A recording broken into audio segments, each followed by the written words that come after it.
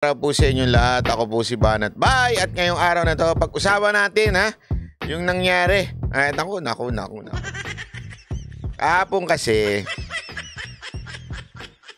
alam mo, nung kahapon, kwento ko lang kasi 'di ba nakita naman po natin yung interview ni Roque tungkol ho doon na tinawagan daw siya, tumawag daw siya kay Pangulong Duterte, nagkausap daw sila, ipapa-aresto daw si Pangulong Duterte at the same time may info siya nakuha na bubuwagin po daw itong Task Force Davao.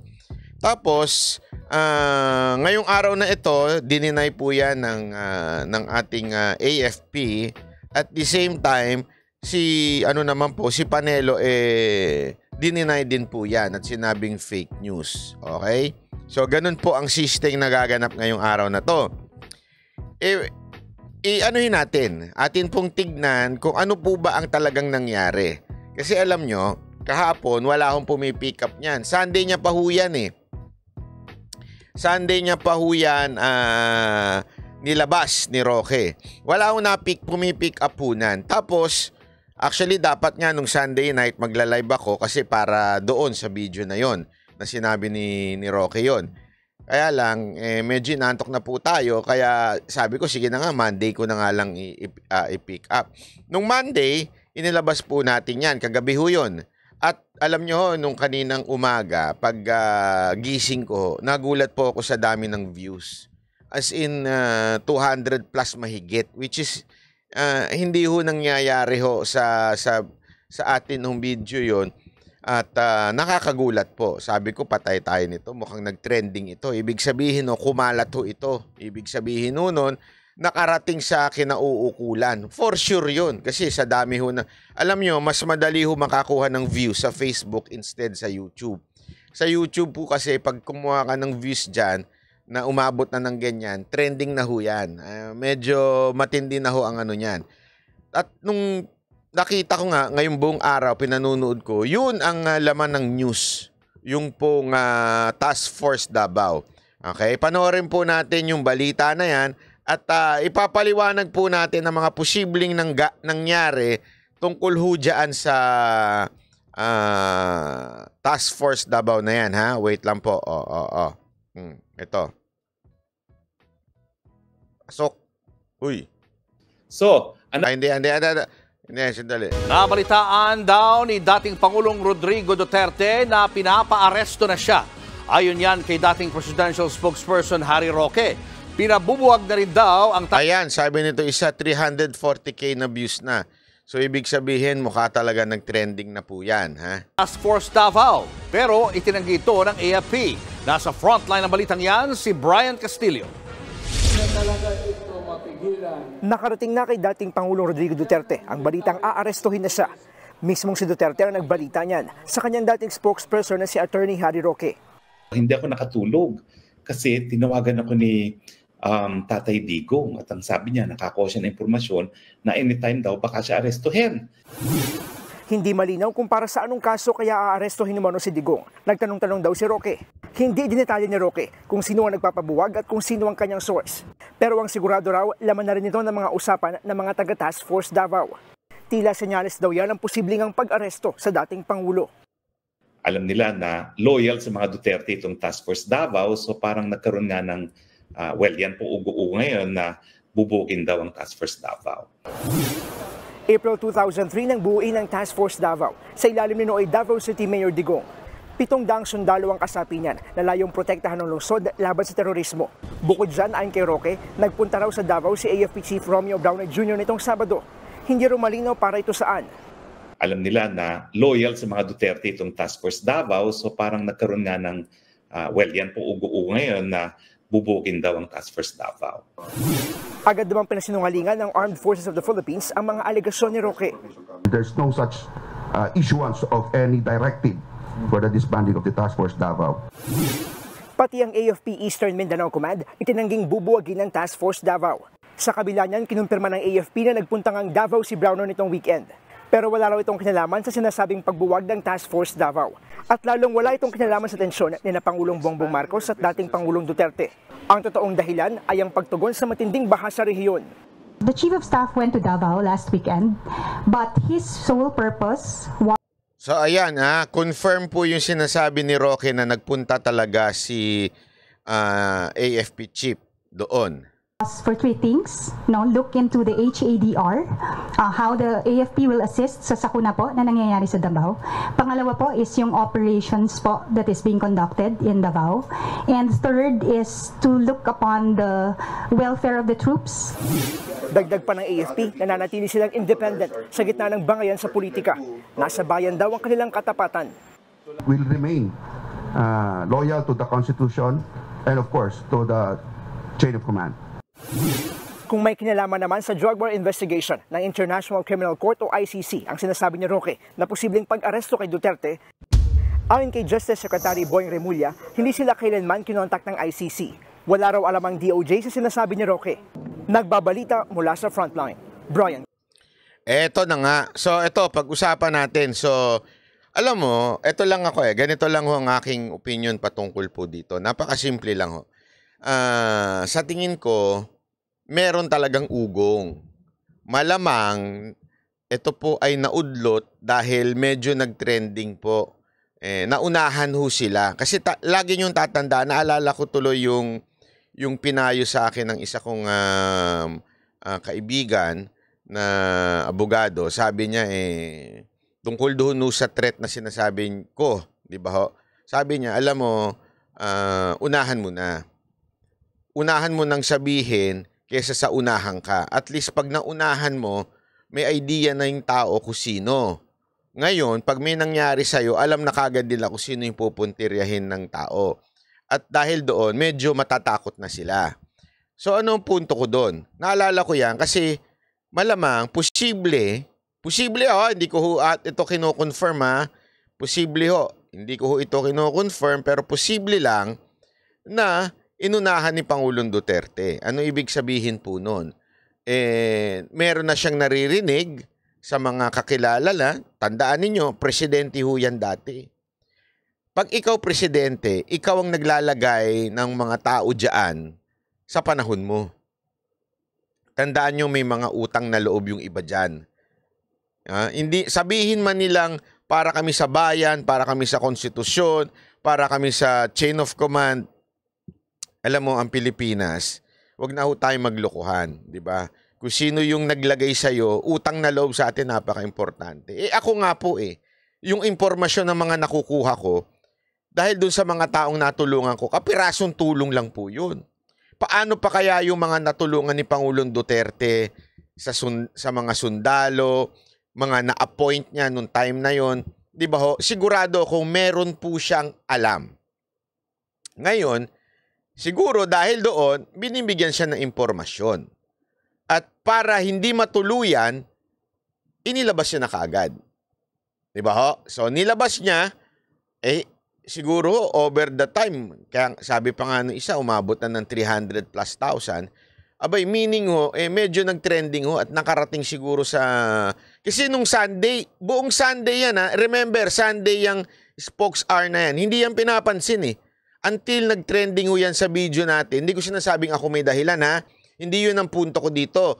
Ang sinasabi ko dito, nag-trending po, kaya siguro nag-ingay, maaari dahil doon sa pag-iingay na yon, medyo sandali, kabig muna tayo ng konti. Kasi alam nyo, marami namang ganyang pangyayari sa Pilipinas na lumalabas tapos biglang kumakabig sila. Okay? Kasi pag may lumabas na balita, di ba? Paano naman yung sinasabi ni Remulla na wala naman ako-coordinate sa kanyang ICC? Si Remulla, paniniwalaan nyo? Sa 10 sinabi niyan, 5 doon kasinungalingan Ay, hindi pala 5. Mga 11 ang kasinungalingan doon. Di ba? So ano dito? Bakit si Panelo? Sinabi niya, nasabi daw ni Pangulong Duterte, hindi tumatawag si Pangulong Duterte kay Roque. Hindi natin alam kung baka din, hindi ko to kino-confirm Pero ito yung mga opinion ko lang sa mga nangyayari baka din sinabi sa kanya na, sige, hayaan mo na. Anyway, mukhang binabawi na yung order na alisin yung Task Force Davao. So, medyo tayo, kabig tayo ng konti. Tandaan ninyo, politics is a game. Ano ho yan? Yan ay marunong po si Pangulong Duterte pagdating sa paglalaro. Okay? Alam mo niya yung galawan. Ang importante dito, whether this is true or not, ang importante, we are aware. Kasi ito nga yung paliwanag ni Roque. Ito papakinggan niyo yung paliwanag ni Roque. Although hindi niya sinagot yung, kasi nauna ata itong lumabas bago yung denial ni Panelo. Okay, na hindi totoo. Panoorin niyo ito at alam niyo may punto naman siya dito eh. So, ang nagkakagulo na po ay yung nabanggit ko na posibilidad na baka maaresto ang ating Pangulo Duterte. Now, anong reaksyon ng tao? Nagkakagulo na. Walang tigil ang aking telepono. Anong gusto nyong gawin namin? Magpi-people power na ba tayo? Ako naman po, huminahin po tayong lahat kasi hindi pa naman po nangyayari. Pag nangyari po yan, asahan nyo po, ako'y mag-i-spokes-hour at ako mananawagan para sa mga Pilipino na manindigan. Pag nangyari po yan, asahan nyo naman ako na ako'y mag-spokes-hour dyan. So ngayon, kulang po kayo. Now, bukod dun sa aking 3 sources, na talaga naman pong mga kapanipaniwala yan, no? Bakit pa kayo maghahanap ng source? Nagsalita na yung complainant labang kay Pangulo Duterte, si dating Senador Trillanes. Anong sabi niya? Tapos na ang investigasyon, ang susunod na, lalabas na ang warrant of arrest. Di ba sinabi niya yan? Bakit pa kayo nagdududa na mangyayari yan? Siya ang complainant. Confidential ang proceedings ng ICC, pero hindi nila po pwede baliwalain ang mga complainants. Dahil sila ang complainants. Meron nga doon section sa ICC para doon sa mga victims, no? Kasi talagang progressive po ang dahil nga they respond to the victims, no? Meron talaga opisina that takes care of yung victims, no? Hindi naman biktima si Trillanes, pero siyempre sa kahit ano namang legal proceedings, kinikilala kung sino mga complainant. At complainant yan si Senator Trillanes. So bakit natin pagdududahan siya kung sinasabi niya na palabas na ang warrant of arrest? Pero ang sinasabi ko po, hindi naman ako solely nag-rely kay dating Senador Trillanes. Nagkaroon po ako ng 3 iba't ibang sources na malapit na daw ang arrest. Pero ito po hindi malinaw kung ang warrant of arrest ay galing sa ICC o galing dito sa Pilipinas. Bakit? Ay nasa dyaryo ngayon, yung mag-amang Romualdo na Camiguin, nagsasabi na yung sinabi daw ni Presidente na dapat maghiwalay ang Mindanao, secession. Yung dating tao ni Presidente Duterte, Secretary Anyo at Secretary Galvez, anong sabi nila? We will meet any threat to secede from the Republic with force. Ano ibig sabihin yan? Gagamitan namin ng dahas, poprotektahan namin ng territorial integrity ng Pilipinas. So, yung isang kongresista at dating gobernador nagsasabi, sedition. Yung isa nagsasabi, we will meet it with a threat of force. So, ibig sabihin, baka kasuhan nila ang dating presidente ng sedition. At sinabi nga nila, we will not hesitate to use force. Nagtataka pa ba kayo na posible talaga na maaresto ang Presidente Duterte either because of an ICC warrant of arrest or dito sa lokal. Pero yung pag-aresto na lokal, meron din po akong multiple sources na kapanipaniwala din. Ang hindi na lang daw sigurado paano at kung paano masaserve sa kanya. Ako'y nagtataka din kung paano masaserve ang warrant of arrest na lokal na kaso. Kasi dapat dadaan yan sa PI unless nagkaroon ng tinatawag na inquest proceedings caught in the act. So mahirap po yun na magkaroon ng warrant of arrest dahil caught in the act unless gagamitin nila yung sinabi niya sa television and they will accept that as evidence of being caught in the act na nagkakaroon ng sedition dahil na-broadcast yun. Posible, pero pwedeng questionin. Pero pwede bang mag-issue ng warrant of arrest? Anything is possible. Pwedeng ma-question, mapawalang visa, but anything is possible. Dito muna tayo. Una niyang source, pwedeng sabi, isang dahilan, yung complainant, which is Trillanes. Which is totoo naman pag ang isang yung isipin nyo tandaan niyo may nangyayari ho sa ICC. Meron ho silang ginagawang investigasyon. Meron po silang ginagawang pagpupulong. Hindi ho natin pwedeng ipagkailayan. Hindi lang nga sila makapasok dito for now, but we do not know. But the second thing, ito nga po yung sinasabing sedition dahil sa sinabi ni Pangulong Duterte. And according to Roque, possible dahil yung pag-broadcast, kasi tandaan ninyo, parang bin-broadcast po niya yun through social media. Meaning, possible yun na parang caught in the act. O, depende po yan kung anong i-misinterpret o i-interpret po ng korte. Ngayon, anong ibig pong sabihin yan? Anything is possible right now. Sa totoo lang, kung ako ang tatanungin ninyo, sa gobyernong ating meron tayo, anything is possible. Kahit nga illegal, pwedeng possible eh. Diba? I mean, meron nga tayo dyan, nahuli na yung anak. Dinilibera ng illegal. Ayun, nakalaya pa rin. Everything is possible in this government. Yan ang katotohanan. Kaya may punto ho dito si Roque. Tuloy natin. Pero anong mensahe sa mga pangyayari? Posibilidad pa lang nagkakagulo na ang taong bayan. So kung sa tingin ng ilan dyan na dapat mag-cooperate ang Pilipinas pag nagkaroon ng warrant of arrest. Isa pang possible. Ito yung panahon na posibleng arestuhin ang tao, ang isang may warrant through Zoom. Diba naalala nyo, ba't di daw namin inaresto si Bantag sa Zoom? Sabi ko nga dito sa inyo dito sa gobyerno to, everything is possible. Pwede daw namin dukutin siya via Zoom.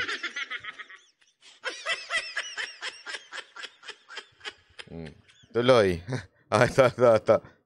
Ang ICC at ito ay ipapaserve. Ayan, sabi nito isa, nagkaroon nga ng Tebes Terrorist Group kahit hindi alam ni Tebes.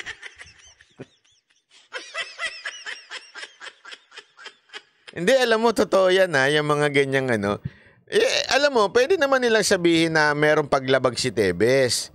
Na, alam mo yun, sige, isampahan nyo ng kaso, dalhin nyo sa korte, walang problema. Pero yung sabihin mong terorista na kaagad yung tao, akala ko ba ang kalaban si Digamo? Ibig sabihin, it's just between Tebes and Digamo. Bakit naging terorista? When you say terorista, alam naman po natin ibig sabihin po nun, di ba? Ibig sabihin nun talagang they terrorize people, they do things na medyo makaka-apekto sa maraming tao. Ito namang awayang Tebes and Digamo, sila lang naman po yun. So bakit bigla nagkaroon? Kasi nga, sa Pilipinas, everything is possible. Pulis o sa sundalong Pilipino, think again. Talaga pong magkakagulo. Ayaw ko pong magkagulo, pero wala pong choice yan. Sa dami na nagmamahal kay Presidente Rodrigo Roa Duterte, hindi po papayag yung mga nagmamahal sa kanya na ipaaresto siya at dalhin sa isang dayuhang bayan.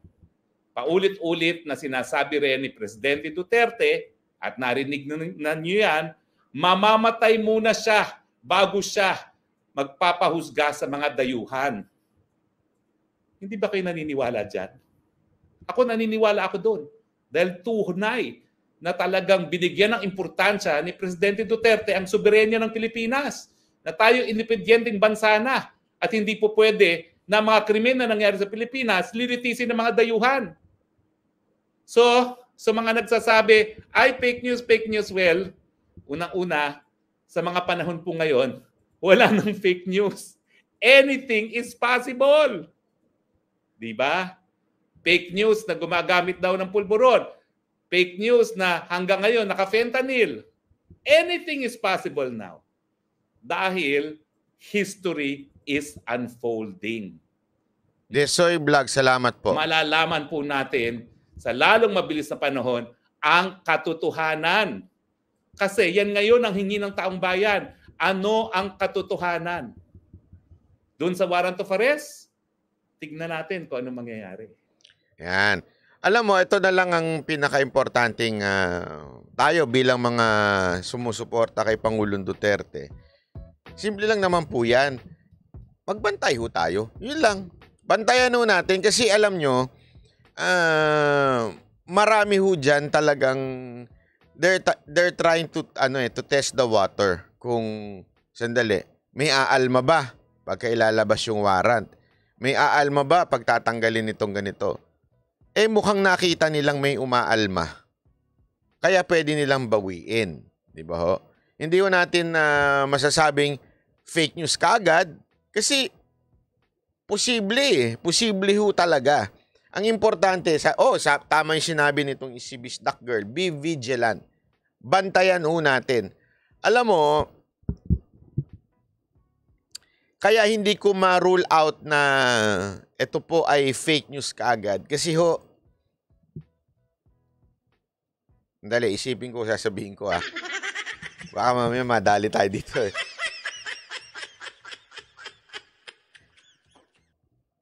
Kasi meron din po tayong medyo sources from Davao na meron talagang hakbang na ginagawa doon para si Pangulong Duterte ay mawalan ng bantay. Ayan. Yan na lang po.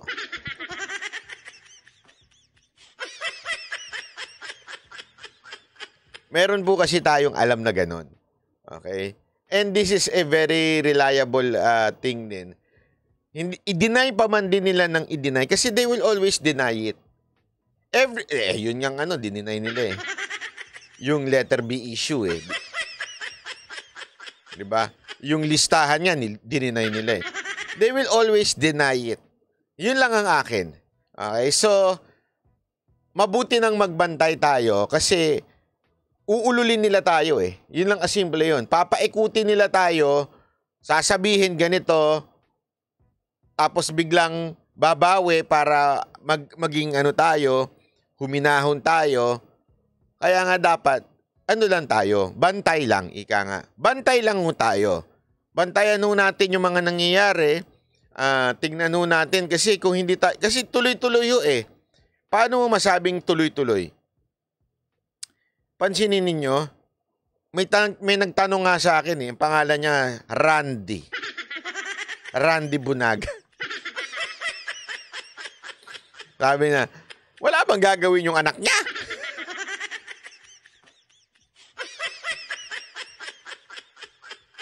Sa loob-loob ko, alam mo sa totoo lang, hindi ko rin alam kung may gagawin yung anak niya.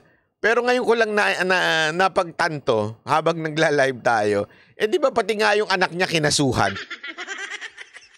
Di ba, Boss Randel? Pati nga yung anak niya kinasuhan Ibig sabihin, idadamay. Yun ang problema doon. Lahat sila idadamay. So, yung mga merong nasa power, idadamay. Kaya nga matindi ho ito. Nakakatakot itong mga pangyayari na ito. Pero, maganda ang ginawa ninyo mga kababayan na pinatrending nyo ho yung video. At least maging aware ang taong bayan. Ngayon, kasi isipin mo ito simple logic. Okay?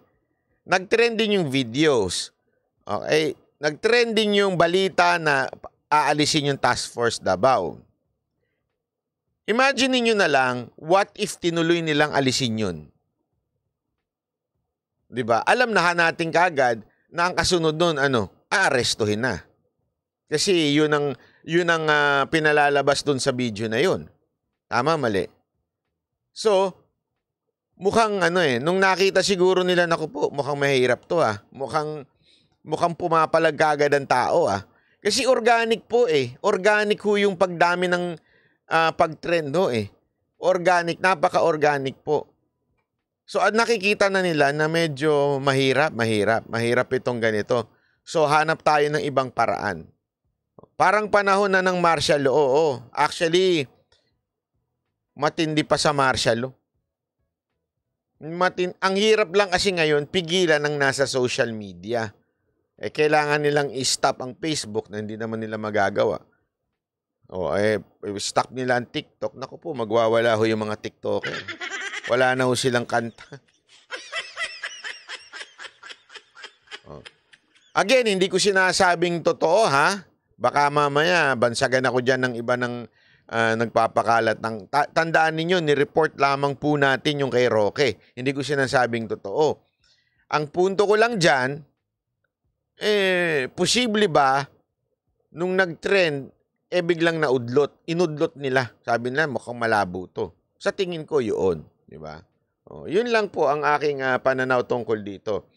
Eto ho, tingnan nyo ho ito.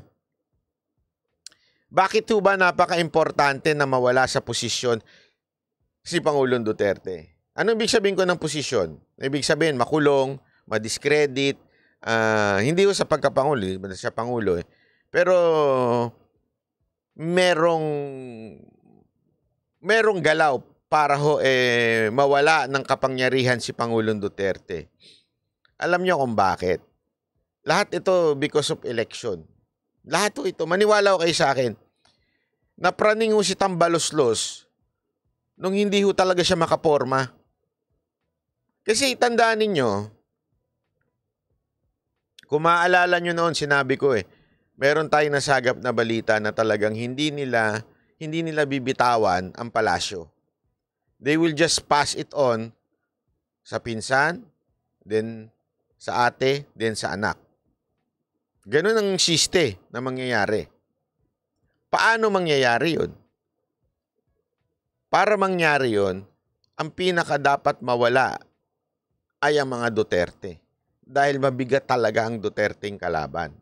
Panoorin natin ito. Nanguna sina Vice President Sara Duterte at Senator Raffy Tulfo sa mga napupusuang tumakbo sa pagkapresidente sa 2028 elections. Batay sa survey ng Acquisition Apps Incorporated na isinagawa noong January 20 hanggang January 24, 2024, mula sa 2,000 respondents, nakakuha si VP Sara ng 31.5% na boto. Pumangalawa naman si Senator Raffy Tulfo na nakakuha ng 30.8% na boto, habang si dating Vice President Leni Robredo naman ay nakakuha ng 12% na boto. 10% naman kay Senator Grace Poe at 3% naman kay dating Manila City Mayor Isko Moreno Dumagoso na nasa ikalimang pwesto sa listahan.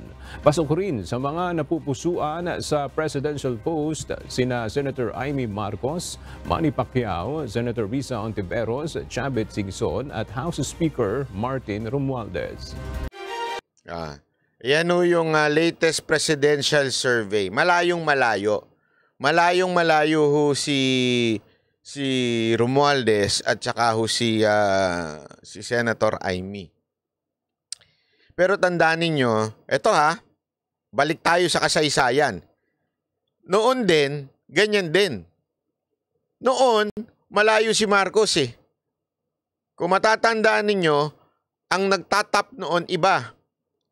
Una-una ang pumapasok talaga nun si VP Sara Duterte. Tapos ang mga sumunod sa kanya, yung mga Pinklawan at iba na. Wala ho si Marcos sa eksena. Kaya lang, nung nag-unite yung dalawa, doon umangat ng todo-todo si Marcos. So ano punto dito? Kasi nga, nawala na yung kalaban ni Marcos na matindi nun, si VP Sara Duterte. Tapos ang packaging nila, kung ayaw mo si Leni, mag-Marcos ka na. Ano mas gusto mo, Dilawan o si Marcos? Ganun kaagad sila eh. Parang labanan ng dalawang pamilya. So ngayon, feeling ko, as early as now, mukhang they're trying to destroy VP Sara through destroying the entire family, the Duterte.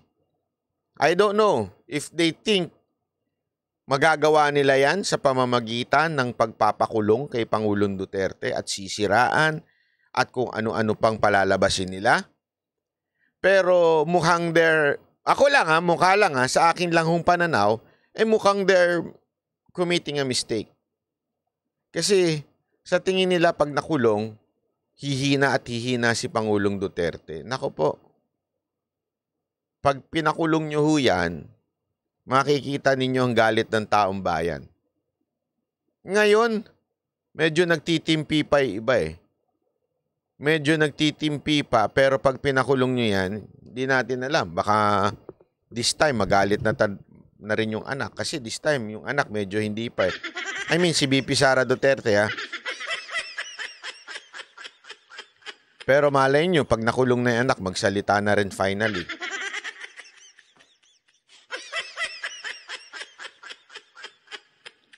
So, antayin natin. Importante, mag-antay po tayo. Habang nag-aantay po tayo, sumayaw na lang tayo. Oh, kalma. Baby, kalma. Huwag mo naman akong bigyan ng dahilan para tabihan ka. Kalma. Yun. May posing yun, Brad. Habang inaantay natin ang mga bagay-bagay, kalma lang, kalma lang. Ganun talaga ang buhay. Di ba? Huwag tayo masyadong mainit ang ulo. Okay? Kalma, sabi nga, kalma. Everything will be okay. Yan ang lagi niyong tatandaan.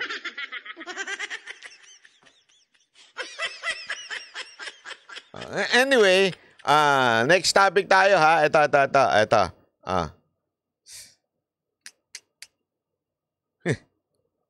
Speaking of tulpo, ito si Boss Dada eh. Ba't natin tinanggap yun? 22,000 na walang baril. Dapat hindi natin tinatanggap pag walang dalang baril, di ba? Kasi hindi naman makatotohanan na lumalaban siya na walang dalang bakal. Sa pagdinig ng Senate Committee on National Defense and Security, Peace, Unification and Reconciliation, pinuna ng ilang senador ang delay sa decommissioning process o pag-aalis ng armas sa mga combatant ng Moro Islamic Liberation Front o MILF na bahagi ng kanilang pagbabalik loob sa buhay sibilyan at sa komunidad. Giit ni Senator Amy Marcos, nasa 40,000 rebelde ang target ma-decommission, pero matapos ang ilang taon, nasa 26,000 pa lamang ang sumasailalim sa proseso. Paliwanag ni Presidential Peace Advisor Secretary Carlito Galvez Jr., sinimulan nila ang decommissioning noong 2019, ngunit naantala ito dahil sa COVID-19 pandemic. Nangako itong tatapusin ang proseso bago ang unang eleksyon ng Bangsamoro Autonomous Region and Muslim Mindanao o BARM sa susunod na taon.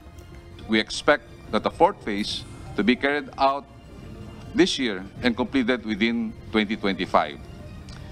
Ngunit na-question din ng mga senador kung bakit malaki ang agwat ng bilang ng mga nag-surrender na MILF combatants at ng mga isinukong armas. Mula sa 26,000 na decommissioned MILF combatants, mahigit 4,000 lamang ang isinukong mga armas. Eto, dito muna tayo, okay? First of all, gusto ko lang mag-comment kaagad ha. My comment has nothing to do with 2025 nor 2028 election. Okay? So bago kaagad ako mag-comment, baka mamaya may hihirit na naman dyan, tulpo ka, no tutulpo sa 2028. Hindi yan ang topic natin ngayon. Okay? Pumunta tayo sa issue. Issue ngayon, ito. Malinaw, issue po. Hindi yung sino ba yung nagtanong, sino ba yung ganito. Kasi hihiritan kagad natin, wag ho tayo kagad sarado isip. Tulpo kasi tulpo, ayaw ko si tulpo, ayaw ko si tulpo. Sandali lang. Hindi si tulpo issue dito. Okay? Linawin ko lang, hindi si tulpo issue dito. Ang issue kasi dito na pinupuntirya ni tulpo na kinainis ni Galvez, sinasabihan kagad ni tulpo na may korupsyon. Bakit? Kasi nga ho, sa 26,000 na binayaran, binigyan ng pera, ng reward or something, no, yung programa ng gobyerno, ang problema galing sa DSWD na naman daw. Okay? So, magkano yun? I think it was thousands din. If I'm not, I think mahalo mahalo yung binibigay pag bumalik ka. Ang problema, ilan lang po nag-surrender ng baril. Ibig sabihin, tama nga sila, paano kung magnanakaw ka, sasabihin mo, ako, MILF ako, hindi pala MNLF. MILF ako. Susuko na ako. O, di may pera ka na. 100K, yon. Kunwari, tambay ka lang. Huy, suko tayo. Kunwari, MILF tayo. O, wala ka na mga hawak na baril. Hindi, basta MILF ako. Ang sabi naman, ang sa kabilang side, sabi naman ni Galvez, meron naman daw proseso. Like, inaano naman daw ng MILF yan, tinitimbang. Hindi ko kasi natin alam eh. Paano kunwari nagturo-turo lang? Halimbawa, yung mga nasa baba, ang nililinaw naman ni Tulfo dito ay hindi naman niya sinasabing corrupt si Galvez. Ang sinasabi lang niya dito, there is a corruption in your agency. Kasi posible naman po, ang mga nagpapalusot, mga nasa ilalim, na hindi na nalalaman nung nasa ibabaw. Maaari kasi na marami yung ganyan sa gobyerno eh. Yung hindi naman korap yung nasa ibabaw, kaya lang yung mga nasa baba sumisimple. Halimbawa, may isang MILF, may kaibigan siya. Tara pre, kita tayo dito. Sama kita, kunwari ikaw yung gwardiya ko, kinuha kita, ganito, ganito. Tapos papasok dito, sasabihin niya ngayon sa leader niya, ito, kasamahan natin ito. Alam mo boss, ito, tao natin to, atin to. Nagbantay to sa ganto-ganto. Tapos biglang inakyat niya sa gobyerno, uy, kailangan to ng 100,000. Tapos yung pala, ang deal niya doon sa tao doon sa baba, hati tayo, akin 50, sa'yo 50. Sabihin mo lang, may lip ka. Tama, mali. So, may problema talaga. May problema ng sistema kung paano magbigay ng amnesty program na yan sa ating MILF o sa mga bumabalik loob sa ating gobyerno. May problema ho. Ngayon, ang akin siguro ang medyo problema lang yung the way na magsalita si Tulfo doon sa Senado. Although pagpapanoorin nyo, magalang naman siya, nagpopopa nga siya kay Galvez eh. Nakita ko naman eh. Actually, nag-init lang si Galvez kasi feeling niya siya yung sinasabihan. Panoorin natin yung buo kung paano sila nagsagutan. Na decommissioned MILF combatants, mahigit 4,000 lamang ang isinukong mga armas. Tingin ng mga senador, dapat may isurrender na baril ang mga combatant bago tuluyan tanggapin at bigyan ng ayuda. Pero sabi ni Secretary Galvez, wala ito sa peace agreement at dumadaan din sa independent. At yan yung pinababago ngayon ng mga senador. Yung peace agreement na yon. Kasi nga naman, medyo sabit po yun. Ulitin ko wala po akong ina-accuse dito na MILF leaders hindi ko po ina-accuse. Kaya lang hindi na natin alam paano kung ginagamit lang yun at sinasabi lang nila, ito ka-membro namin. Para dumami yung kukuha ng compensation na yun. Hindi ba natin naisip yun? Niloloko na ginagancho na yung gobyerno? Posible yun. Di ba ho? Posible ho yun. Decommissioning body ang mga sumusukong rebelde. Ayon naman sa member ng MILF panel, sa ilalim anya ng kasunduan, ang mga armas lang na pagmamayari ng... Ano ba pinagsasabi ninyo? Kabib TV, Boss Banat, wag po natin palitan si Isko. Ano bang sinasabi mong palitan si Isko? Sino man nagpapalit kay Isko? Kay Rapi to... Hindi mo ba narinig yung sinabi ko sa una kong This has nothing to do with the election. This comment is about the issue. Pinaiinit mo yung ulo ko, brad eh. Kalma. Baby, kalma. Huwag mo naman akong bigyan ng dahilan para tabihan ka. Kalma. Ay, pak. Easy kasi. Wala nga si... Ulit-ulit.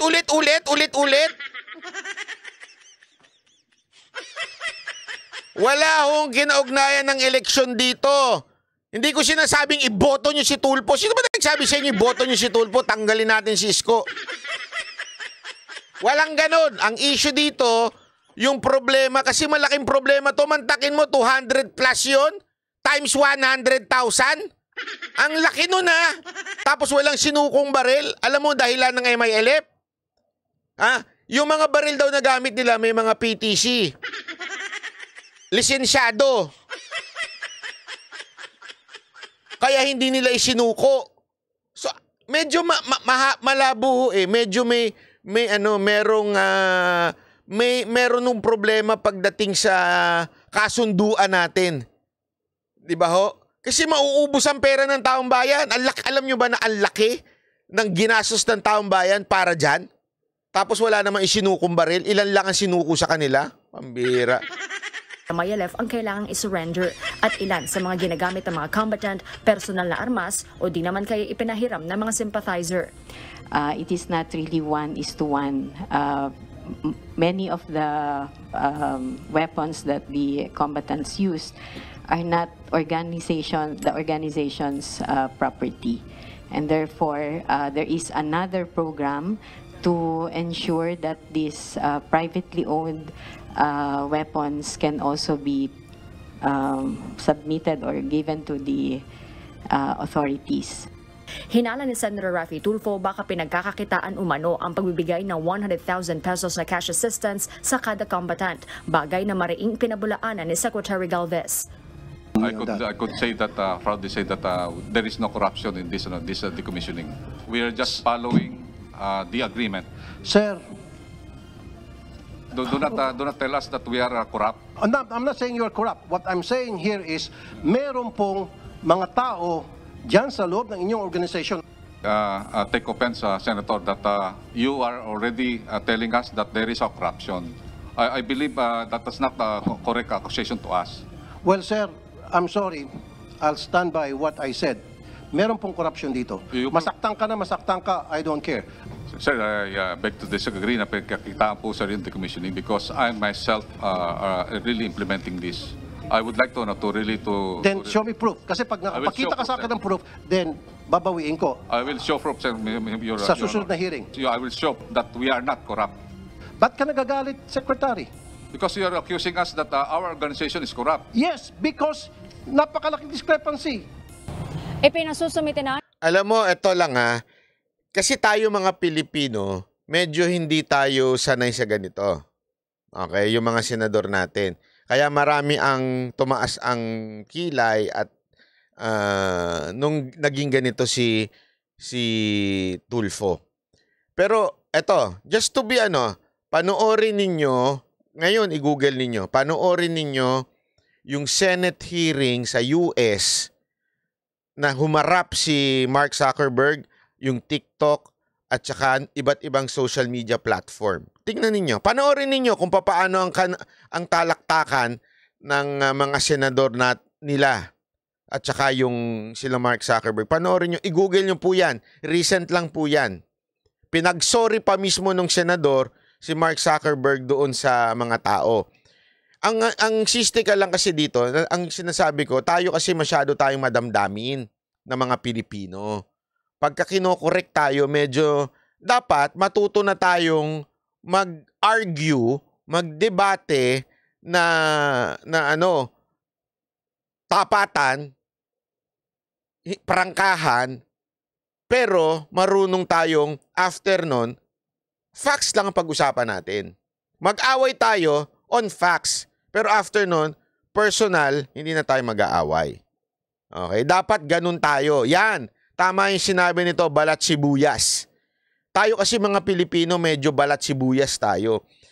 And alam nyo, ibalik natin sa mga nakaraan, ganun naman ang supposedly ang mga senators eh. Nung nandiyan pa sila Miriam, nandiyan pa yung mga matitikas natin.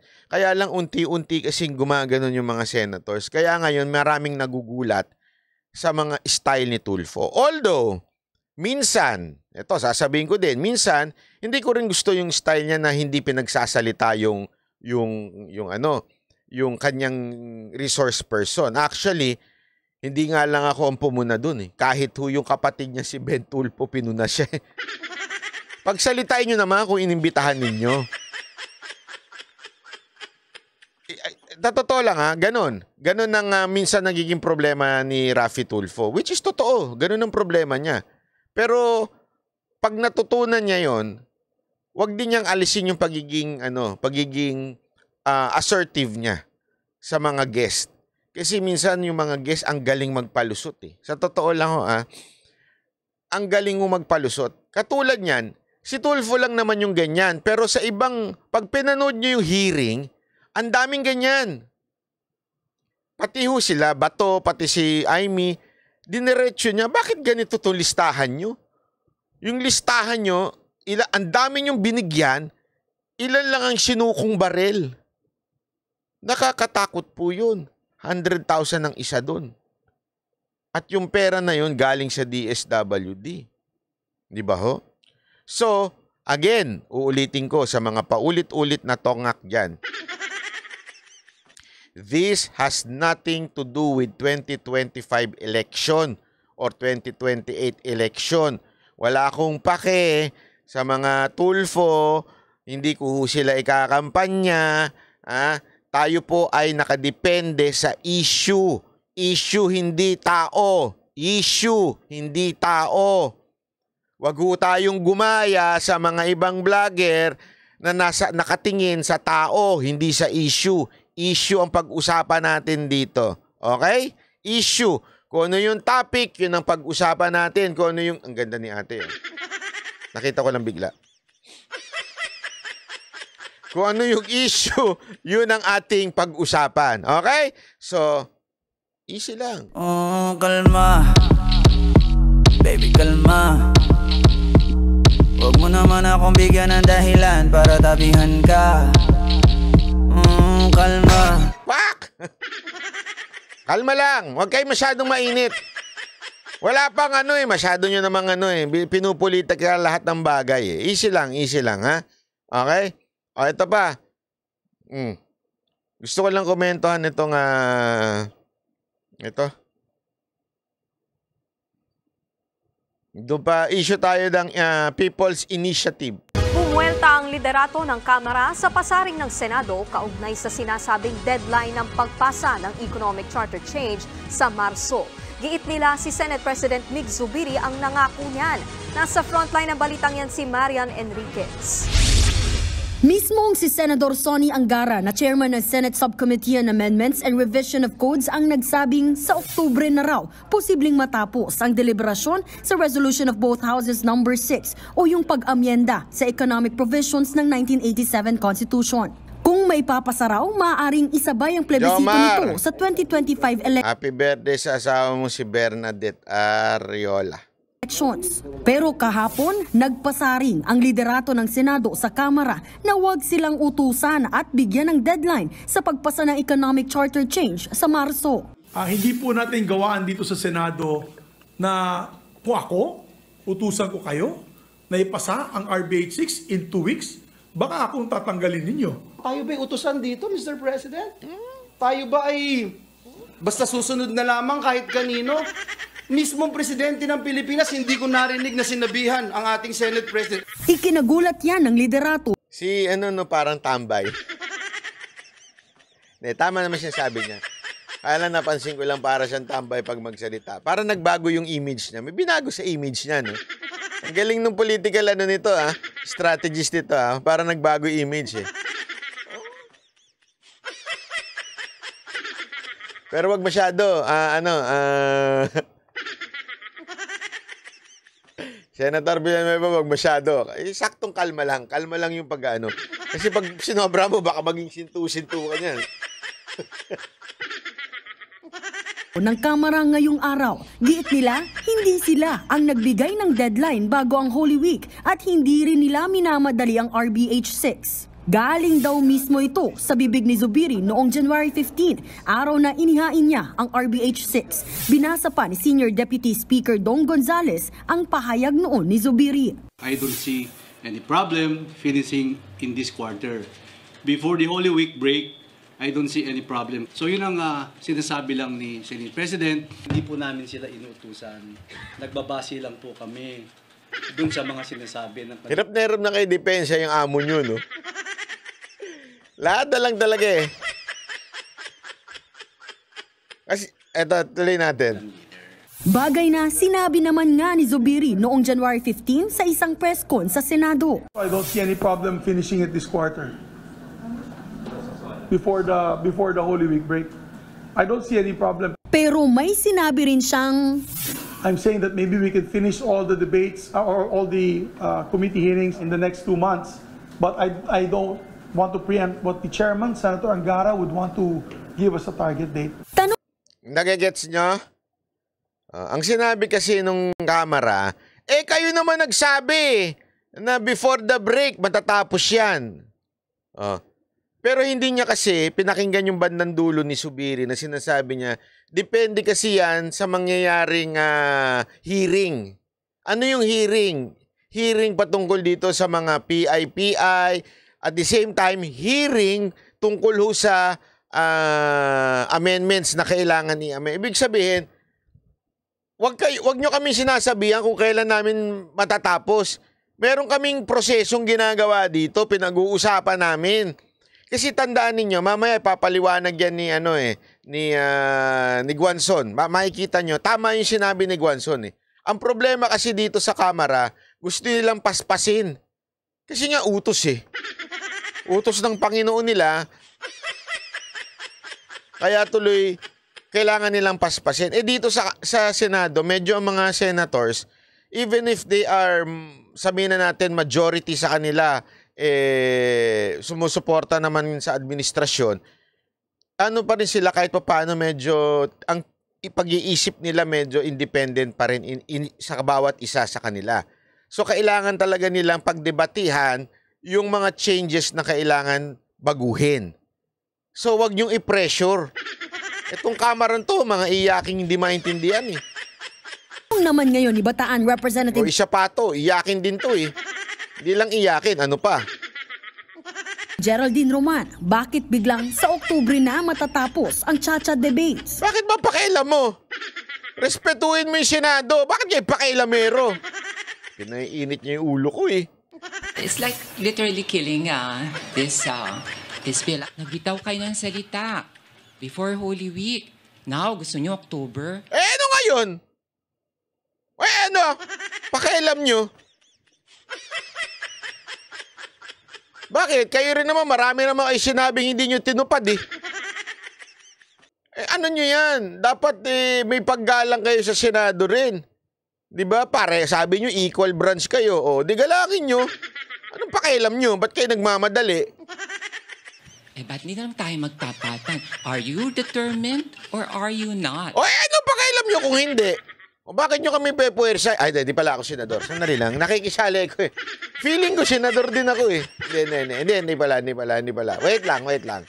Masyado kasi ito Ayon naman kay House Majority Leader Manix Dalipe.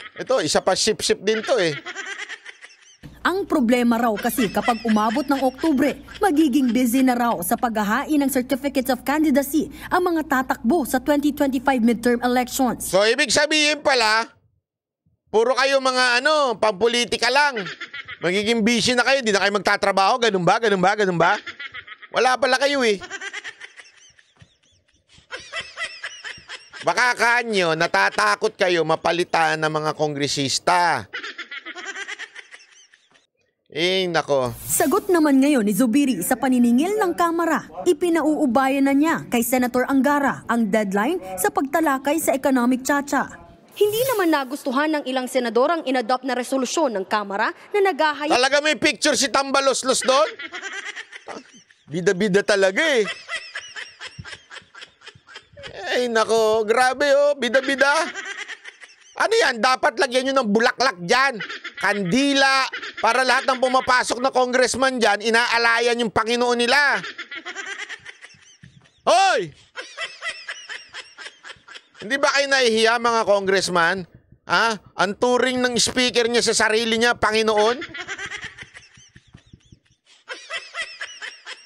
Panawagan tayo dun sa yung isa pang napaka-energetic na Secretary General dyan, yung magsalita, napaka-energetic. Ano bang pangalan nun? Meron kasing dito. Hoy! Maglagay ka ng bulaklak dyan at saka ng kandila. Yung, alam mo yung nilalagay sa Quiapo ba yung sa simbahan? Yung sa Baklaran, yung gano'n, yung parang mga laganan ng kandila. Maglagay kayo dyan. Tapos lagyan nyo ng kandila. Kung ilan ng number ng mga kongresista, kunwari, marami sila, di ba? Mga 200 plus. Lagyan yung 200 na kandila. Bawat papasok na kongresista, para instead na yung kanilang, wala naman siguro silang attendance dyan. Sindihan na nila yung kanilang kandila. Pumasok ka na, yan. Bilang attendance sheet nila, kandila na lang. Alay sa Panginoon. Tapos pwede rin maglagay din kayo dyan ng baul na may tubig. Tapos tatapunan nila ng coins. Wish, di ba? Magwi-wish sila ngayon. Pag tatapon nila ng wish ko dumami ang aking MOOE. Kaya ganon. Kasi parang ganyan naman dyan eh. Nagwi-wish kung sino yung sisip-sip, makaka-wish na mas maraming project. Di ba? Oh, gawan nyo na rebulto yan. Anyway, kasi laki naman niya yung taga-Korea eh. Para ba, baka hanapin ka nun, taga-Korea na yun, ha? Tuloy. Ito talaga si Nagsuporta sa liderato ni Speaker Martin Romualdez at nagtatanggol sa integridad ng institusyon mula sa umunoy mga pag-atake ng Senado. Depensa ng mga kongresista, naglabas lang sila ng mga saloobin nila sa mga tirada kay Speaker Romualdez, kaugnay ng People's Initiative. Nauna nang sinabi ng ilang senador na insulto raw sa Senado ang House Resolution. Pero giit ni Roman, hindi naman sila ang nagsimula ng tensyon. Kailan sa kasaysayan ng Kongreso? Ba't magkaboses sila ni Ontiveros? Hindi kaya anak ni Ontiveros to? Isang chamber mag-organize ng isang inquiry. Tapos ang mata-target, yung leader ng isang chamber. Madam nga ba eh? Madam! Ang sinasabi niya kasi, nag-organize daw ng hearing itong senator, tapos ang matatarget ay yung leader nila na si Speaker. Madam, hindi po nila sinasadya yan. Yung Speaker ninyo ang sumadya dyan. Kung hindi sana nag-utos yung Speaker ninyo sa inyong mga kongresista na magpapirma sa mga distrito, di sana hindi siya tinamaan. Ang problema, inutusan kayo, inutusan yung mga bata ninyo, kayo, inutusan nyo yung mga kapitan ninyo, mga organizer ninyo, paano hindi ba pupunta dun sa speaker ang sisi? Tama, mali? Di ba? Yun po ang tanong doon. Kasalanan nyo, hindi kasalanan ng Senate. Kasalanan ba ng Senado na may nagbabayad dito sa mga pumipirma ng PI? Sila ba ang nagbayad dyan? Hindi. Sino nagbayad? O yung kapalit yung DSWD. O sino nagutos nun? Yung mga kongresista. O sino nagutos sa kongresista? O speaker. O anong mangyari ngayon? Kasalanan nila. Kung walang utos, wala sanang nangyari, wala sanang pagdinig. Gets mo o hindi pa rin? Gets? Oh, kalma. Baby, kalma. Huwag mo naman akong bigyan ng dahilan para tabihan ka. Kalma. Tay dyan. Kalma ka lang. Masyado kayo mainit eh. Tapos, sasabayan mo pa ng mga insinuations that we engage in illicit and illegal activity. Ano ba yan? Kayo na lang ang Hindi po yan si Binibining Gandang Hari. Kayo naman, makaano naman kayo? Si Congressman yan eh. Ano mga pangalan to? Geraldine. Makaano naman kayo mga nagtatanong dito? Si Binibining Gandang Hari ba yan? Wag ganun. Tama at kami ang mali. Panawagan pa ni Gonzales sa mga senador. Magtrabaho po tayo ng maayos. Marami po tayong problema. At I've said, ayaw na... Oo nga, trabaho kayo na maayos eh. Inuuna ninyo yung PI. Wala. Style nyo, bulok. Po namin lumalim ito. Tigilan nyo na po ang paninira sa aming speaker. Paninira? Wow! Protect! Alam mo kung ako sa inyo, utusan nyo yung mga social media nyo. Anyway, marami naman daw ngayon na bata ni speaker eh. Utusan nyo mag-hashtag protect the speaker. Para maganda. Anyway, mantakin mo, magawa-gawa pa kayo ng resolution supporting the speaker. Yun ba trabaho nyo? Gumawa ng lintik na resolution para supportan yung speaker nyo? Yun ba ang trabaho nyo? Yung trabaho nyo nga sa constituency, Di ba? Pag silbihan sila, maging representante nila, ano ginawa ninyo? Inutusan yung pumirma. Yung ba trabaho nyo? Nagalit nyo ako eh. Papasayo na naman ako nito. Tama na! Depensa naman ni Senadora Amy Marcos sa akusasyon ng Kamara sa Senado. Ano pa ang natitira sa interparliamentary courtesy? Pinapatay na nga yung Senado. Pero ganun pa man, kinikilala pa rin natin ang interparliamentary courtesy. Nagbabalita mula sa Frontline, Marian Enriquez, News 5. Oh, di ba? Ay nako, ito tingnan ninyo. Ito. Pakingge. Kung sino ang nag-utos ng lintik na PI na yan? Yes, nadagdagan ang bilang ng senador na hayagang nagsabi na si House Speaker Martin Romualdez ang nasa likod ng suhulan sa kontrobersyal na People's Initiative. Narito ang balita ni Troy Gomez. Kinumpirma ni Senador Ronald Bato de la Rosa na si House Speaker Martin Romualdez ang nasa likod ng pinaiikot na People's Initiative. Klaruhin ko, bali sabi ng congressman, pasensya na kayo, dapat utusan lang yung speaker. Yes, pasensya lang. Following orders lang kami. Ha? Orders ni? Orders ng liderato ng Congress. Sinabi specifically si speaker? Sinabi specifically si speaker? Oo, lang ba? Bagamat hindi niya direkta nakita ang panunungol para sa pagpirma sa dokumento na nagsusulong ng charter change, ay kumpinsido ang senador na si Romualdez ang nasa likod nito. Ito'y batay sa kanyang mga natanggap na impormasyon mula sa anyay mababait ng mga congressman sa Mindanao. Dami na mababait na congressman sa Mindanao na Lian Orsini, kalma, magkape ka muna. Maraming salamat sa mga nagpapakape ha. Thank you very much. Alam niyo naman ang weakness ko, kape lang. May nagtanong nga sa akin, ano bang bisyo mo? Nag-isip talaga ako kasi iniisip ko, may bisyo ba ako? Parang hindi naman siya nagmamalinis ako, pero ang bisyo ko lang talaga kape. Maraming salamat po Madam Lian Orsini. Tatawag sa'yo. Pasensya ka na, Sen, ha? Following orders na kami, mga ganon. Sir, Ano sabi mo? Sige lang, kawawa rin kayo dyan. Alam kong survival kayo dyan. Survival yung ginagawa nyo dyan. So, in order to survive, you have to follow orders. Wala akong magawa.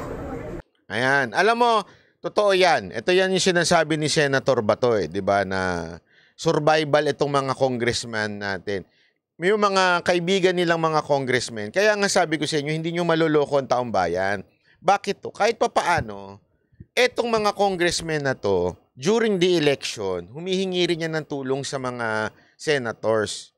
Pagpupunta sila, kasi alam natin ng hatak na senators. Ang senators, nationwide ho yan eh. Ang boto nila, nationwide. Ang laki ho ng boto nila. In other words, meron ho silang, aside from fame, meron po silang hatak pagdating ho sa boto.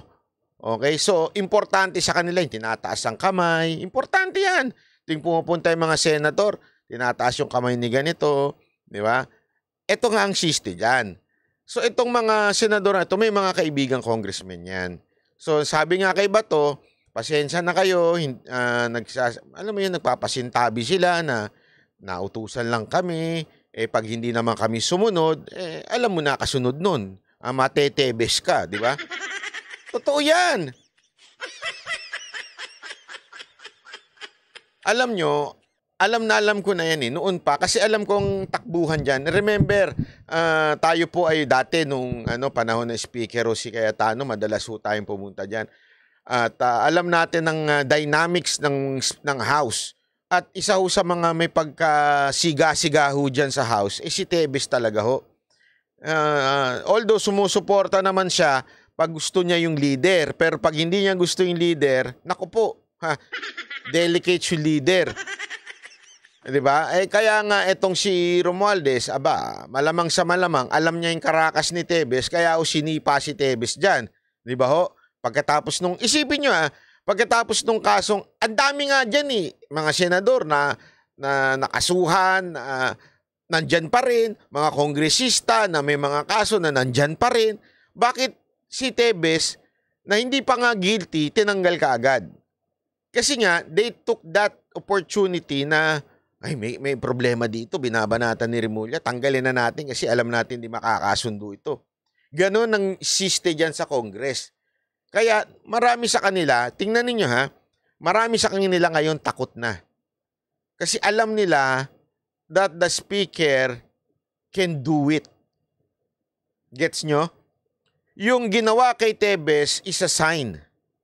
Etong taon to, mapera to, malakas to, pero since hindi sa akin, tatanggalin ko to. That gives warning sa bawat congressman na naandyan. Subukan yung kumontra. Matetebes kayo. Yan o nangyari dyan. Gusto mo bang matebes ka? Kontra ka, sige.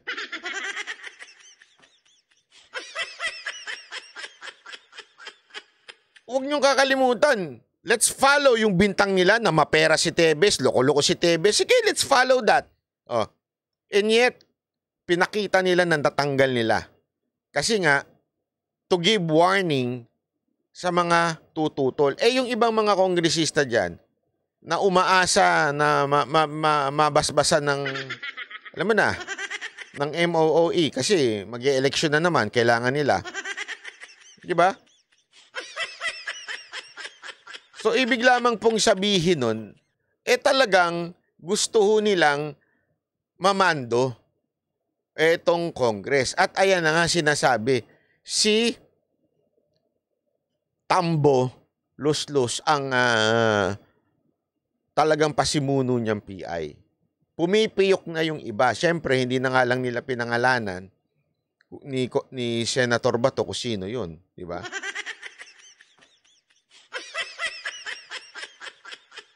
O, yan o ang matinding at malupit na ano dyan. O, eto pa. Panoorin nyo ito ha. Pasok.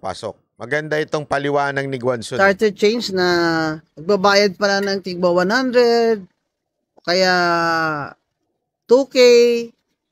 Hindi ko alam kung magkano talaga pero may bayad daw para papirma sa mga barangay. Parang napaka ano naman ito, napaka-gaspang naman ng mga ito. This is a very crude way of doing things. I'm very disappointed. Kasi, di ba? Dapat people's initiative. Eh, garapalan na ito Politicians' initiative. Diba to? Tsaka hindi naman sa atin sinasabi kung ano talaga yung i-amend nila. Di ba? Kahit isa lang. Sabihin nyo lang, aling economic provision doon ang gusto nyong i-amend. Sige, yun lang, isa. Eh, dapat people's initiative nakalagay na kung ano yung i-amend, di ba? Eh, bakit? So, yun ang importante. Isa people initiative na pinapapirma, kaya ka nga pipirma Hindi mo pwedeng sabihin na generic lang yung pipirmahan mo. Nagkontrata ka pa. Eh, di sana quotation na lang. Anong ibig ko sabihin? Kunwari ako, meron akong deal with the Mocha Girls. Magbibigay muna ako ng quotation. Ito quotation ko, ito deal ko, ito requirement ko. Okay ba sa inyo? Pag nag-okay sa inyo, draft na ako ng contract. Nandun na lahat ng details. Tapos pipirma ako. Parang ganun na sinasabi ni Kong Guanzon. Okay? At sinasabi nga niya na parang kailangan, kung people's initiative yan, dapat nandyan kung ano yung gusto mong mangyari. Kung ano yung amendments na gusto mong maayos sa ating konstitusyon. Hindi pwede yung generic lang o basta lang kayo pirma ng pirma. Yun yung pinapaliwanag ko dito ni Kong Guanzon. Puro lang pirma. Walang sinasabi kung ano ang i-amend. Ngayon, abay kung more than one ang i-amend mo, abay, hindi na yan people's initiative. Sabi nga ni Justice Antonio Carpio, revision na yan. At bawal yan sa konstitusyon ng people's initiative. Eh, para lang sa amendment. Di ba? So, yun na sinasabi niya dito, na bawal yan. At ang people's initiative amendments lang, hindi dapat marami ang papalitan. Revision of constitution na yon. Yun yung sinasabi ni Guanzon. Alam niyo, kaya ako, alam mo, hindi nagtataka na kung bakit si Guanzon, alam niyo ba tinanggal din ho si Kong Guanzon? Congressman na ho siya. Tapos tinanggal ho din siya nito ni Tambaluslos. Alam niya kasing matalino ito Alam niyo, kahit pa nasabihin na natin nasa ano yan, sa pinklawan yan, yan ho yung mga sakit ng ulo ng mga leader na nanguuto. Bakit kanyo? Kasi ito yung mga taong hindi mo mauuto eh. Grabe ho ang credentials ho nito ni Guanzon. Pagdating mo sa batas, hindi mo ito maloloko. Bago, as in, mayayari ka dito. Kaya mahirap kalaban to. Mabuti pang tanggalin. Tinanggal eh. Kaya nga tinan nyo, ayan. Diba? Eh kung siguro nasa Congress pa yan, malamang nagsasalita na po yan. Diba? Kasi alam niyang niloloko tayo. Eh, kaya nga ho yan tinanggal. Isa ho yan sa mga ginawa ng paraan diyan para mawala sa sa House pala, sa House. Kaya ayan ang nangyari. Kaya alam nyo, Tambo, nakakailang ka na sa taong bayan. Booking na booking ka na. Medyo konting kahihiya naman. O ito naman ang isa sa alam yung ganda ng hirit nito ni O panoorin nyo ha. Sa gitna nga ng tila di pagkakasundo ng parehong Kamara at Senado ay inihain na ang resolusyon para sa hiwalay na pagboto ng dalawang kapulungan kaugnay ng isinusulong na charter change. Sabi ni Senator Robin Padilla, dapat nang maresolba ang issue bago nila talakayin ang pag-amyenda sa saligang batas. Si Troy Gomez sa detalye ng balita. Inihain ni Senador Robin Padilla nitong Lunes ang resolusyong tutuldok sa matagal ng issue kung buboto ba ng magkasama o magkahiwalay ang Senado at Kamara sa pag-amyenda sa 1987 Constitution. Sa resolution of both houses number 7, nais ni Padilla na amyendahan ang Section 1 ng Article 17 sa saligang batas para sa hiwalay na pagboto. Kailangan na nga raw amyendahan ang nasabing probisyon para ma-adapt ang isang bicameral legislature at wala ng ibang interpretasyon ang gagawing pagboto para sa pagsusulong ng charter change. Sa Section 1 ng Article 17 ay amyendahan para payagan ang pagmungkahi ng Kongreso ng pag-amyenda o pagrebisa sa 1987 Constitution kung saan nakalagay ang by a vote of 3/4 of both houses in joint session assembled, voting separately, or a constitutional convention. Alam mo, ito lang masasabi ko, itong maman to matalino. Alam mo nilait-lait nila ito, di ba? Kasi artista, bla bla bla. Pero ito isa sa pinakamatalinong komentaryo narinig ko pagdating ho dito sa PI. Di ba? Habang nag-aaway, habang napakaingay ni Senator Jaime sa PI na yan. Ito yung mama, nagpasya ng resolution na kung saan, bago pa tayo lumayo sa issue ng PI o di kaya bago pa natin talakayin yung amendments na gusto natin mangyari sa economic provision ng Constitution. Talakayin muna natin kung paano magboboto ang both houses. Nagets nyo? Kasi tama, bago natin galawin at buksan ng konstitusyon, siguraduhin muna natin yung votation paano mangyayari. Kasi nga, napaka-vague nung nasa konstitusyon natin kung saan sinasabing join. Di ba? Dito, dinidefine niya na yung pag-join. Kailangan talagang merong iba ang voting ng Senate, iba ang voting ng lower house. Para bago pa natin buksan totally ang Constitution sa economic provision na yan, napalitan, amend pala, meron na tayong batas na nagsasabing hindi tayong, separate tayong magdidesisyon. Hindi pa pwedeng magkasama. Alam mo nung napanood ko to, sabi ko, iba to eh. Iba tong maman to. Yung logic niya, very applicable. Talagang alam na alam mong napapaligiran to ng magagaling na abogado. Naintindihan nyo? Ito ho yung malupit. Anong issue ni Robin? Ang issue ni Robin, ito kasi may humirit na naman. Kaka-explain ko lang. Ulitin ko uli. Ang bira, oo. Hindi mo naintindihan. Kasi nga, nakatutok tayo sa PI. Tapos, nakatutok tayo sa awayan ng Senate and House na pinag-uusapan kung kailan babaguhin yung economic provision ng Constitution. Tama, mali? Ang sinasabi ni Robin ngayon, bago natin galawin yan, linawin natin ng isang portion na kung saan nagsasabing joint ang Senate at House. Linawin natin na ang ibig sabihin ng joint kailangan hindi ganyan, hindi magkasama at ang bilang ng senador ay 24 lang, kayo 200 mahigit, hindi dapat ganon.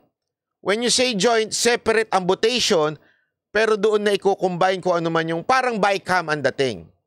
So nililinaw niya ngayon, 'di ba? Nililinaw niya kung papaano magbobotohan bago pa buksan ang konstitusyon. Panalo 'yun.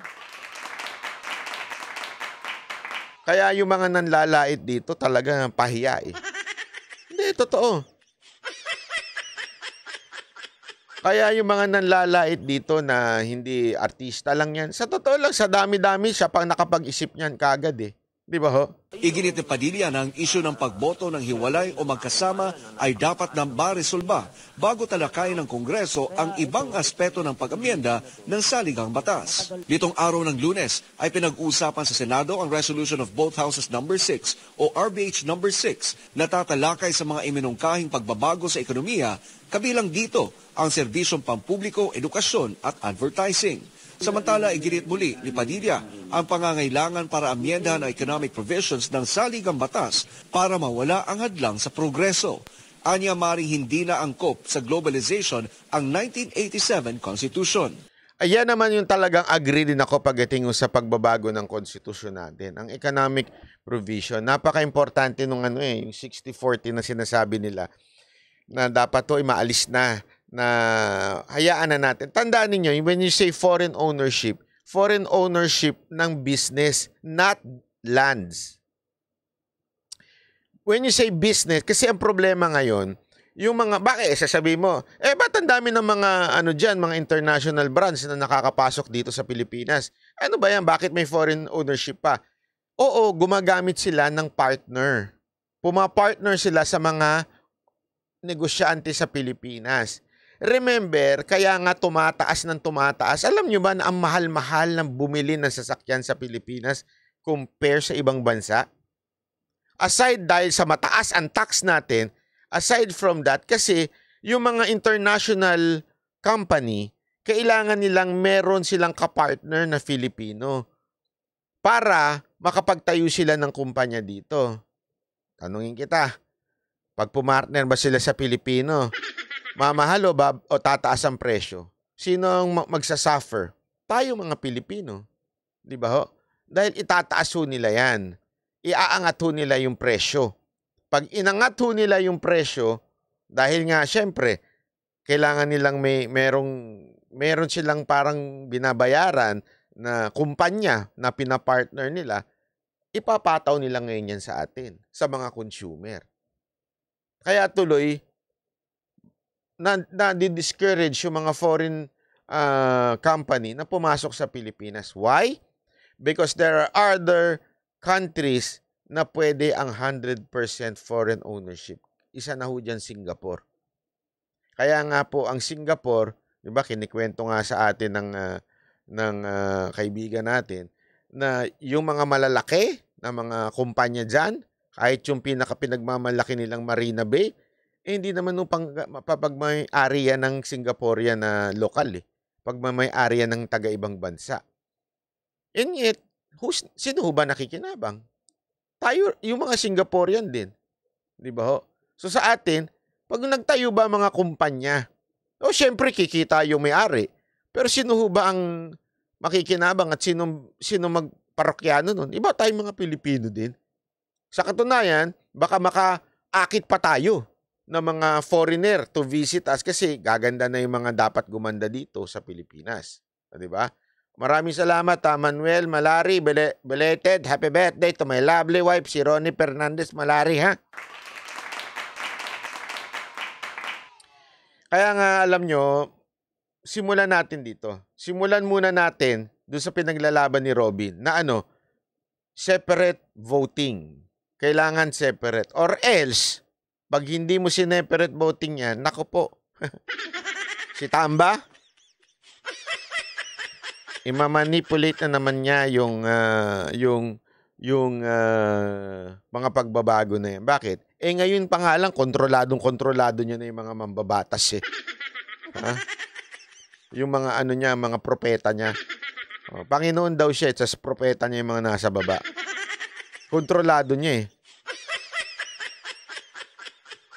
Si Coach Jared nang lalait kay, talaga? Kay Senator Robin? Siya pa talaga man lalait? Yung utak niya nasa talampakan eh. Yung utak niya naiwan sa libro, naipit. Yung style niya palibro-libro sa mga palipaligid niya. Pag nagsalita nga yan eh, hinuhukay niya pa talaga yung kaalaman niya eh. Ang bagal eh, talagang huhukay niya. Tapos pag hindi niya na alam, tatawa siya. Para kunwari, hindi nyo alam ko.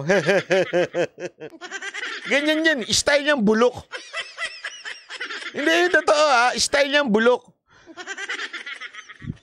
Yung mga ganyan, yung kunwari tatawa. Alam niyo yung ibig sabihin, di ba? Ako lang din nakakaintindi.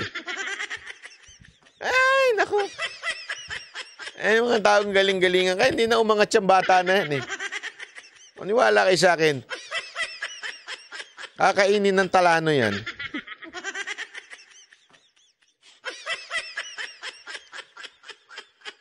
Hindi, dapat dyan, mag-coach na lang ng volleyball team. Pa-coach-coach pa siya.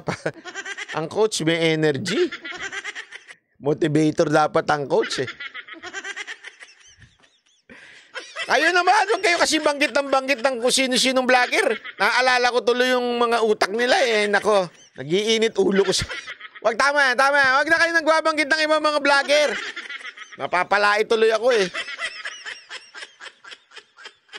Ay, nako. Ano? Ito ba? Saan na ba yun? Aha. Wait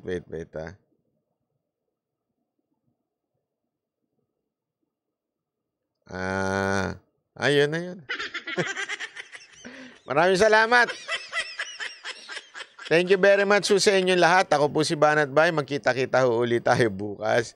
At medyo late ho tayo bukas kasi coach ba ng networking yan?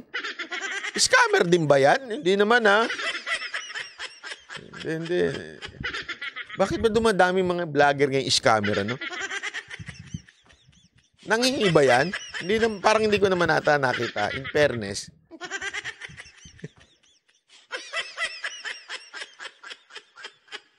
Isang kalma muna dyan.